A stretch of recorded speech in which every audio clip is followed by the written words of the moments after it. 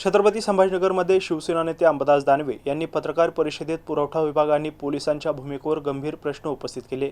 गॅसचा काळाबाजार सुरू असल्याचा आरोप करत संबंधित एजन्सीवर गुन्हा दाखल करून परवाना रद्द करण्याची मागणी त्यांनी केली आहे। एक 3-4 जणांवर गुन्हे दाखल झालेले आणि मला असं वाटतं निश्चित याच्यामध्ये फरक पडतो। हे तर सत्य आहे, ज्या अर्थी त्यांना महिला आयोगाचा राजीनामा द्यावा लागला, पक्षाच्या पदाचा राजीनामा द्यावा लागला, तर याचं खोलवर गेलं तर त्यांचा सहभाग सगळा सुस्पष्टपणे दिसतोय।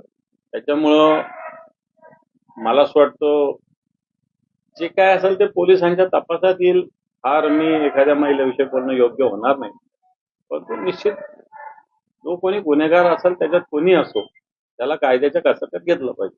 हा विषय आर्थिक व्यवहाराचा नाही, आर्थिक व्यवहार या गोष्टी सर्रास होतात, परंतु ज्या पद्धतीनं महिलांना त्या ठिकाणी वागणूक दिलेली हा इथला महत्वाचा विषय आहे।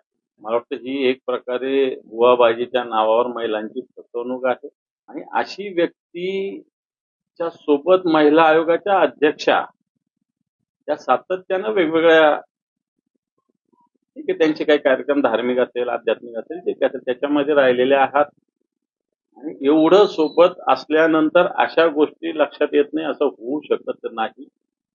म्हणून त्यांचं हे म्हणणं हा कांगावा आहे। त्यांनी त्यांच्या दुष्कृत्याला सपोर्ट केल्याचं उदाहरणं एका पत्रकाराला स्वतः त्यांनी धमकी दिली, याचा अर्थ काय?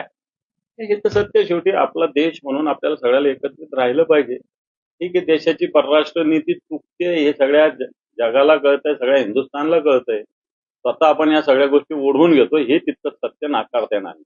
शेवटी देशावर संकट आल्यावर सगळ्यांना एक व्हावं लागतं, याच्याविषयी काही प्रश्न मनात निर्माण होतात ते कारण आहे, पण हे संकट का निर्माण होतंय? आपल्या परराष्ट्र नीतीमुळे निर्माण होऊ शकतं का? आपल्या धोरणामुळे निर्माण होतं का?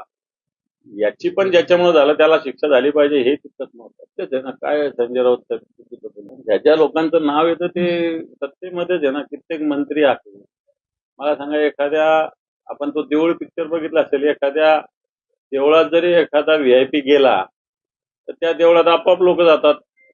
तसे एका महाराजाकडे लोक गेल्यावर त्याच्या मागे लोक आपोआपच येतात आणि मग आपोआप त्या विभागाचे अधिकारी ते सगळे त्या महाराजालाही मदत करतात।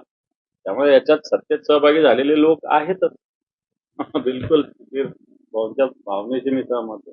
मी काय म्हटलं, फार त्याच्यावर बोलण्याचे जे जे याच्यात दोष असेल सगळ्यावर कारवाई व्हावी, मग ते सावकारीमध्ये असेल, दुष्कृत्यामध्ये असेल, फसवणुकीमध्ये असेल, एकालाच सोडून सत्य असंच केलं पाहिजे। कारण शेवटी आई बहिणीच्या अशा पद्धतीनं व्हिडिओ कोणाचे का असतात काही असेल अशा पद्धतीनं व्हिडिओ व्हायरल होणं, तू ते व्हायरल कोण करतंय? मला असं वाटतं पोलिसच करत असतील, पोलिसांच्याच ताब्यात आहे, दुसऱ्या कोणाच्या ताब्यात आहे? कोणी टाकलं तर बाकीच्यांनी फरार होण्याचं काही कारण नाही। माझ्या ग्रुपवर एखादा व्हिडिओ आला तर त्याच्यात मी नाही दोषी, मी तर म्हणेल मी पाठवला तरी मी दोषी नाही, पण आला कुठून, फोडला कोणी, हा सगळ्यात महत्वाचा दोषी आहे ना। पोलिसांनी त्यांना पकडलं पाहिजे। लाईन म्हणून मेल म्हणला काय पकडा बसायचं? इथून मी तर म्हणतो पोलिसांच्या ताब्यातूनच व्हिडिओ लीक होतात। काय म्हणणं आहे? कशाला लाईन म्हणून बेलमनला पकडता तुम्ही? पोलिसांच्या ताब्यातच आहे आणि पोलीसच लीक करतात, तर त्याच्यामुळे माझं म्हणणं आहे आधी पोलिसावरच कारवाई करा, कशाला लाईनमॅन बेलमनवर कारवाई करता? हा तपासाचा भाग आहे।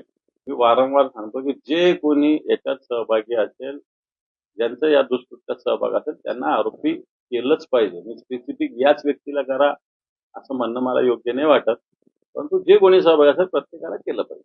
मग एकनाथ शिंदेना शोधत होते ना, आता अशोक खराताना म्हणजे अशोक खराताने एकनाथ शिंदेना क्रॉस केलेलं, ट्रम्पला क्रॉस केलं तर एकनाथ शिंदे बरोबर आहे। ज्या त्या खात्याचा निर्णय ज्या त्या खात्याने घेतला पाहिजे। ही भूमिका जर एकनाथ शिंदे साहेबांची असेल तर काय चूक आहे? नगर विकास विभाग हा एकनाथ शिंदे साहेबांचा, तर त्यांच्या खात्यात कोण अधिकारी येतो याच्याविषयी त्यांच्याशी तर चर्चा व्हावी। जर त्या खात्याच्या मंत्र्यांनाच न विचारता त्या खात्याचे अधिकारी नेमलेच असेल तर मंत्र्यांना काय काम करते? मग मंत्री शोभेचे पावलेच राहतील, मग कोणालाच